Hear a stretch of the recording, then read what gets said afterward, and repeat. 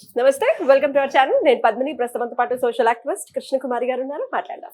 Madam నమస్తే. Madam, ఆర్జీవీపై case పెట్టడం అనేది సర్వసాధారణంగా జరుగుతూనే ఉంటాయి. ఆయన మీద కేసులు పెడుతూనే ఉంటారు. వాటి నుంచి ఆయన ఆ కేసులను ఎదుర్కొంటూ ఉంటారు. అయితే ప్రత్యేకించి ఒక పోలీస్ స్టేషన్ నుంచి వచ్చినటువంటి కేసుని కొట్టివేయాలి అని చెప్పి ఆయన కోర్టుని ఆశ్రయించగా డెఫినెట్ గా మందలిచ్చింది. బెయిల్ పిటిషన్ ఏదైనా మీరు చేసుకోవాలి తప్ప ఇట్లా కొట్టేయాలి అని అనటం కరెక్ట్ కాదు అని చెప్పి మందలు ఇవ్వడం జరిగింది. నిరాశ ఎదురైంది ఆర్జీవి గారికి కోర్టులో, హైకోర్టులో అని చెప్పుకోవచ్చు. ఎట్లా చూస్తారు ఈ అంశాన్ని? ఊహించిందేనండి. చాలా మంది విచారణకు వెళ్తారు, కొంతమంది ఇలా కోర్టుకు వెళ్ళి అడ్డదారికి అంటే టీసీకి లంచం ఇచ్చి సీటు తీసుకుంటారు చూడండి ట్రైన్లో, అదరవదర ఎక్కేస్తారు. ఎక్కేసి అలా ఈయన కూడా చేస్తాడని నేను అనుకున్నా. అంటే కోర్టుకు లంచం ఇస్తాడని కాదు, ఆ ప్రొసీజరుకి వెళ్తాడని నేను అనుకున్నా. ఎందుకంటే వీళ్ళకి ముందున్న హుషారు ఇప్పుడు పోయింది. అప్పుడేమో ఎవరు చెప్పినా ఆగల. బాగా అదేదో సినిమాలో డైలాగ్ ఉంది కదా, వీడికి కాస్త గోరోజున ఎక్కువైంది గోవర్ధన అంటాడే మహేష్ బాబు. ఆ విధంగా వీళ్ళు బాగా గోరోజున ఎక్కువైపోయింది. ఎలా పరిగెట్టారంటే ఎవరికి వాళ్ళు వీడు లేదు వాడు లేదు, ప్రతి వాడు నోరు చేసుకున్నారు. నోరు చేసుకోవడం, చేతిలో ల్యాప్టాప్లు ఉన్నాయి, చేతిలో పోస్టులు పెట్టేయడం, ఏమి మండిపడ్డారు, ఏమి ఎగిరిపడ్డారు, ఎట్లా ఎగిరారని అసలు పరిగెట్టారు. ఆ పరుగులు ఎలా ఉన్నాయంటే అదే సినిమాలో ఇది కూడా డైలాగు ఏంటి, గుర్రానికి గాడిదకి క్రాసింగ్ చేస్తే పుట్టినోడు మొహం చూడరా, వీడి మొహం చూడరా అంటాడే, అట్లాగే పరిగెట్టాడు. అట్లా పరిగెట్టారు కదా. వీళ్ళు కూడా అలాగే పరుగులు పెట్టారు ఎండమావులంట. పరిగెట్టొచ్చా అసలు? ఇంత అవసరం ఉందా? ఇప్పుడు ఈ మ్యాటర్కి ఒక పార్టీని టార్గెట్ చేసుకొని, లేదంటే 2 పార్టీలను టార్గెట్ చేసుకుని, ఒక 2-3 నాయకుల్ని టార్గెట్ చేసుకుని ఇంతమంది ఎన్ని పోస్టులు పెట్టడము, ఎవరన్నా నోరిప్పి, నేను చాలా న్యూట్రల్గా ఉంటా, న్యూట్రల్గా ఉండే నా మీద కూడా అసలు వీళ్ళ మాటల వల్ల నన్ను ఒకవైపుకు తోసేశారు జనాలు. అలా మనుషుల్ని అంచులకు తోసేయడం అంటారు దీన్ని. ఈ అంచులకు తోసేయడం ఇది ఒక రకంగా ఎట్లాంటిది అంటే, వాళ్ళు నోరు మూసుకోవాలి అంతే. వాళ్ళ దారికన్నా రావాలి, వీళ్ళు నోరన్నా మూసుకోవాలి. ఆ విధంగా ఎంతమంది నోరులు నొక్కారో. అండ్ వాళ్ళు మాట్లాడిన మాటల వల్ల మీలాంటి వాళ్ళు, మీరు అన్నట్టుగా మీరు న్యూట్రల్ గా ఉంటారు, అసలు అలాంటిది మీరు సపోర్ట్ చేయాల్సిన అనివార్య పరిస్థితి వచ్చింది. నేను ఏం మాట్లాడినా ఇప్పుడు వీళ్ళకి వ్యతిరేకంగా మాట్లాడాల్సి వస్తుంది. వీళ్ళకి వ్యతిరేకంగా వీళ్ళకి వ్యతిరేకంగా మాట్లాడాల్సి వస్తుంది వీళ్ళు మాట్లాడే మాటలకి. అప్పుడు ఏమైపోతుంది, నేను అటువైపు మాట్లాడినట్టు అవుతుంది. అందుకని అసలు మమ్మల్ని తటస్థంగా ఉండే వాళ్ళని కూడా తటస్థంగా ఉండనివ్వకోకుండా మమ్మల్ని అంచులకు నెట్టేస్తే దీనివల్ల జరిగేది ఏంటంటే, మనం అటు వెళ్ళి ఆ పేరు వేయించుకోవాల్సిన అవసరం ఏంటి మనకి అని నోరు మూసుకుంటామని ఇట్లాంటి వాళ్ళ ప్లాన్. నేనే కాదండి, ఎంతో మందిని ఇష్టానుసారం ఒక 10-12 మంది పైకి కనిపించే, ఇంత స్ట్రాటజీ ఉంటుందా? పైకి కనిపించే భూతాలు ఇవి అనకూడదు, కానీ సోషల్ మీడియా పిశాచాలు. ఇది సోషల్ మీడియా కాదు, అన్సోషల్ మీడియా అనేటట్లు, అన్పార్లమెంటరీ సోషల్ మీడియా అనేటట్లు, ఎన్నిటికీ తగిలించాలో అన్నిటికీ తగిలించేటట్లు, అన్హ్యాపీనెస్, అన్హెల్దీనెస్ అసలు 1 లేదు 2 లేదు, ఇలా చెలరేగిపోయారు అసలు. మరి అంత చెలరేగినప్పుడు, ఇప్పుడు కయ్యానికి కాలు దువ్వినప్పుడు నిలబడాలి కదా, నిలబడాలా అక్కర్లేదా? నిలబడకుండా ఇప్పుడు సరిహద్దుల్లో సైనికులు ఉంటారండి, 2వ వాళ్ళు కాలు దువ్వుతారు, మరి వీళ్ళు ఫైట్ చేయాల్సిందే కదా. వీళ్ళు ఫైటింగ్ మొదలెట్టగానే పారిపోవటంలో ఏముంది గొప్పతనం? కొట్టివేయడం అనేది పారిపోవటం అంటే ఖచ్చితంగా ఏం అంత భయం దేనికి నీకు? ఫేస్ చేయి. పైగా నీకు ఒకటి అర్థం కావాల్సింది ఏంటంటే, నిన్న మొన్న ఒక జర్నలిస్ట్ వెళ్ళాడు, నిన్న మొన్న కాదు, ఒక వారం అయింది, మనం అది కూడా మాట్లాడుకున్నాం. ఎందుకు వెళ్ళి సోషల్ మీడియాలో యాక్టివిస్టుల్ని యాక్టివ్గా ఉండే వాళ్ళని, మా పార్టీ సానుభూతి పరులని, అంటే మా పార్టీ అనుకోకుండా సోషల్ మీడియా యాక్టివిస్టుల్ని మీద కేసులు పెడుతున్నారు అని వెళితే మీకు బుద్ధి ఉందా, జ్ఞానం ఉందా, అన్నం తింటున్నారా గడ్డి తింటున్నారా అన్నట్టు మాట్లాడింది కోర్టు. ఏం సాక్షాత్తు మా కోర్టుల్ని, మా జడ్జీలు కూడా మీరు ఇలాగే మాట్లాడారు, ఏమి మీకేంటి నొప్పి, ఇక్కడ తప్పు చేసిన వాళ్ళని శిక్షిస్తాను తప్పితే తప్పు లేని వాళ్ళని మేమెందుకు శిక్షిస్తాము, వాళ్ళు అరెస్ట్ చేసినంత మాత్రాన మేము ఊరుకుంటామా, అది ఇది అని చెప్పి కోర్టు ముక్క తిట్లు తిట్టింది. అంటే ఎంత తిట్లు తిట్టిందంటే అసలు నీకు సిగ్గు సెర ఉందా అనేటట్లు తిట్టింది. తోక ముడుచుకుని పక్కకు వచ్చారు. అది చూసైనా నీకు అర్థం కావాలిగా, నీకు అది చూసుకోవాలి కదా. అందుకే నేను ఊరికినే పరుగులు పెట్టారు. ఇప్పుడు పరుగాపితే ఏం కనిపిస్తుంది మీ కళ్ళెదురుగా? పోలీస్ స్టేషన్లు, ఇన్వెస్టిగేషన్లు, రిమాండ్లు, జైళ్ళు కనిపిస్తున్నాయి మీకు. పైగా ఈయనకి ఏదైనా కాస్త ఈయనకి ఎప్పుడు నూతనత్వం కావాలి కదా, నవ్యత్వం కావాలి కదా, డిఫరెంట్గా ఉండేది కావాలి కదా. ఈ డిఫరెంట్గా ఉండటం కోసం ఆయన ఏం చేశాడు పోయినసారి గుర్తుందా? ఒక ముఖ్యమంత్రి పదవి కొట్టాడు మహానుభావుడు. మహారాష్ట్రలో తాజ్మహల్ హోటల్లో బాంబులు పెట్టారు ఉగ్రవాదులు చొరబడ్డారు. ఈ చొరబడితే పోలీసులు వెళ్ళి వాళ్ళని అటాక్ చేసి ఉగ్రవాదులందరినీ, అప్పుడే కసబ్ కూడా దొరికింది. అయితే ఆ టైంలో యాక్టర్ రితేష్ దేశ్ముఖ్ వాళ్ళ ఫాదరు సీఎం గా ఉన్నారు. ఈ పెద్ద మనిషి వెళ్ళేసేసి నేను సినిమా తీస్తాను నిన్ను పెట్టి అని చెప్పి పాప మా కుర్రాడిని రెచ్చగొట్టి హోటల్కి తీసుకెళ్ళాడు. అక్కడ పరిస్థితి ఎట్లా ఉంటుందంటే, ఏ చిన్న గుండు సూది దొరికినా కానీ పోలీసులు ఇన్వెస్టిగేషన్కి పనికి వస్తాయి.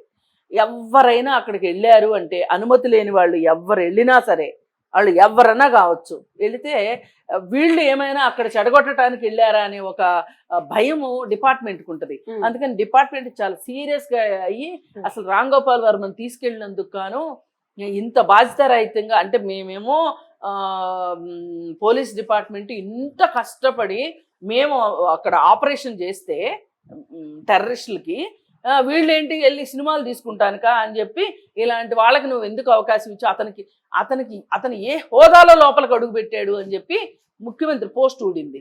ఈయన చేసే ఘనకార్యాలు ఇలా ఉంటాయి. ఇలా చేసి ఏంటది కడప రాజ్యంలో కమ్మ బిడ్డలు, ఇలాంటి పిచ్చి అన్ని కులాలని గుర్తు చేసేటట్లు చేయడం, రాజకీయ నాయకుల్ని ఒక రకంగా వాళ్ళల్లో ఎలక్షన్ ఇయర్లో విద్వేషాలు ఉంటాయి, కాదని నేను అనను. కానీ వీళ్ళు ఏం చేశారంటే 5 సంవత్సరాల పాటు అధికార పార్టీకి, ప్రతిపక్షంలో ఉంటే అధికార పార్టీకి కోఆపరేషన్ చేయకపోవటం, అధికార పక్షంలో ఉంటే ప్రతిపక్షానికి కోఆపరేట్ చేయకపోవడం అంటే ఏంటి? వాళ్ళు ఏదైనా చెప్తున్నారనుకోండి వినకపోవటం, వాళ్ళ వ్యక్తిత్వాలను కించపరచడం, వాళ్ళ బాడీ లాంగ్వేజ్, వాళ్ళ బాడీ షేమింగ్ చేయడం, వాళ్ళని రకరకాలుగా వాళ్ళని ఎన్ని మాటలనాలో అన్ని మాటలని వాళ్ళు గడప దాటకుండా చేయాలని వ్యూహం అన్నారు. ఈయన సినిమా పేరు కూడా వ్యూహం. ఆ వ్యూహం సినిమాలో రామ్ గోపాల్ వర్మ చేసింది ఏంటండి, జంతువుల తలకాయలు పెట్టాడు. అలాగే పవన్ కళ్యాణ్ దత్తపుత్రుడు అని చెప్పి ఎన్టీఆర్, బ్రాహ్మణి వీళ్ళందరూ కలిసి పవన్ కళ్యాణ్ చిన్నపిల్లాన్ని చేసి పవన్ కళ్యాణ్కి పాలు పడుతున్నట్లు. అసలు నన్ను అడిగి క్రియేటివిటీ కదా, క్రియేటివ్ డైరెక్టర్ కదా, మరి ఈయన క్రియేటివిటీ వెర్రితలలు వేసి ఇందాక నేను ఊరికనే కాదండి, గుర్రానికి గాడిదకి క్రాసింగ్ చేస్తే పుట్టినోళ్ళు అన్నట్లు. ఇప్పుడు వీళ్ళేనా జంతువులను తీసుకొచ్చి మాట్లాడేది? ఒక రాజకీయ నాయకుడిని పట్టుకొని ఈ విధంగా చేయడం ఎంతవరకు కరెక్టు? ఇన్ని చేసి ఇప్పుడు మళ్ళీ నంగనాచుల్లాగా ఏమీ తెలియని వాళ్ళకి మళ్ళీ కేసు కొట్టేయండి అంటే, కేసులు పెట్టేది కొట్టేయడానికా? అంటే కేసు కొట్టేయమని అడిగే ప్రాథమిక హక్కు ఉంది. నేనేం అది లేనిదే వెళ్ళాడు పాపం రామ్ గోపాల్ వర్మ. అసలు ఆయనకి ఏమీ తెలియదని అతనికి అన్నీ తెలుసు. చాలా మంది కంటే చాలా తెలివైన వాడు. కానీ తెలివితేటలు ఉండటం గొప్ప కాదు, తెలివితేటలు వాడటం గొప్పతనం. మనిషి ఆ తెలివితేటలు ఎలా వాడతారు? వాళ్ళకు ఒక విఘ్నత, విచక్షణ, భయము, భక్తి, మంచి చెడు ఇవన్నీ ఉంటే తెలివితేటలు సరిగా వాడతారు. ఇవేవి లేని వాళ్ళు ఎలా వాడతారంటే రామ్ గోపాల్ వర్మ లాగా చేస్తారు, ఆ తెలివితేటలను వాడతారు. Yeah.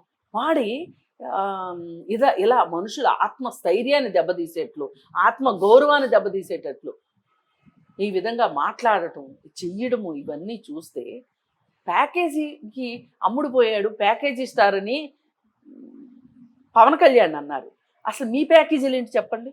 ఏ ప్యాకేజీలు లేకుండా మీకేంటి ఎంత ఇంట్రెస్ట్? వైసీపీ గవర్నమెంట్, వైసీపీకి ఇంత కొమ్ము గాయాల్సిన అవసరం ఏంటి? ఒక్కటే తెలుసు, మా అందరికీ తెలుసు, మాకు తెలియదని నువ్వు అనుకోక్కర్లా. అతనికి ఒక కులం మీద ఉన్న కోపం,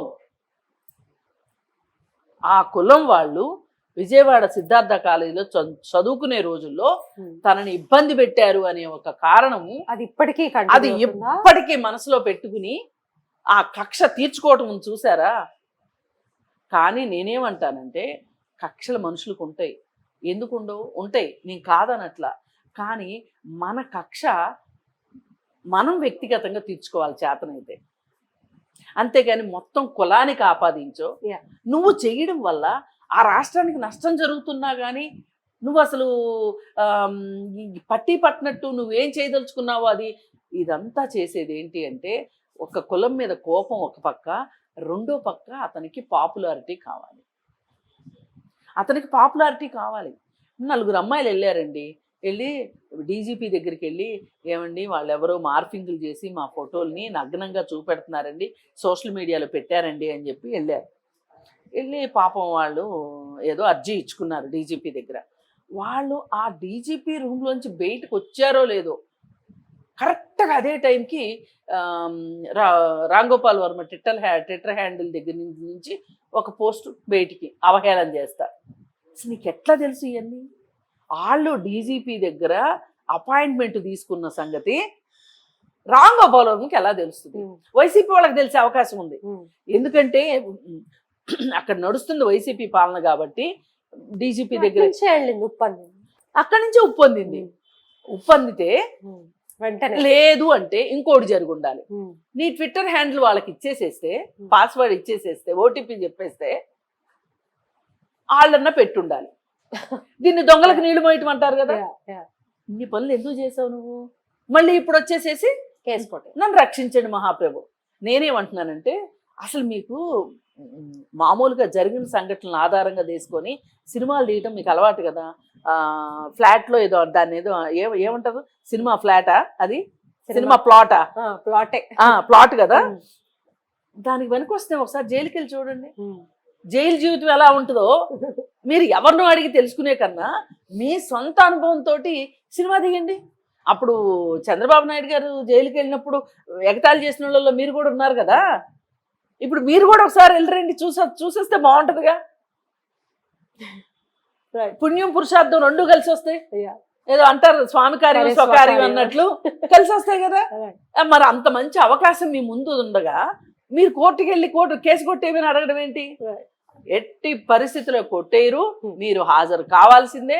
మీరు ఇంకా ఇలా అడ్డదారులు తొక్కారనుకోండి, స్ట్రైట్ ఫార్వర్డ్గా వాళ్ళు కూడా అదే చెప్పారు, కావాలంటే బెయిల్ పిటిషన్ వేసుకోవయ్యా, ముందైతే నువ్వు హాజరు కావాలి కదా అన్నారు. లేదు అంటే ఈయన ఏమనుకుంటున్నాడు, ఈయన అనగనగా ఒక రోజు సినిమా తీశాడు, దాంట్లో బ్రహ్మానందాన్ని ఇద్దరు పోలీసులు ఇటకొల్లు ఎత్తుకొని తీసుకొస్తారు. I want Nellore Peddareddy right no అంటారు కదా, right no I want to talk Nellore Peddareddy. ఈయన ఏమంటాడు తెలుసా అప్పుడు, I want to talk Jaganmohan Reddy అంటాడు. అలాంటి సీన్ కోసం మనం అందరం ఎదురు చూద్దాం. రైట్ మేడం, డెఫినెట్ గా ఒకళ్ళని హేళన చేయాలని లేకపోతే వాళ్ళని క్రిటిసైజ్ చేయాలన్న థాట్ ప్రాసెస్ ఉన్న వాళ్ళకి what gives around that comes around. Definitely మనం ఏది ఇస్తామో అదే తిరిగి వస్తుంది, తిరిగి వచ్చింది. యద్భావం తద్భవతి. డెఫినెట్లీ తిరిగి వచ్చింది. సమాధానం ఎలా ఉంటుందో, అసలు ఈయన కేసు ఎటువంటి మలుపులు తిరుగుతుందో, let's wait and see. Thank you. నమస్తే మేడం.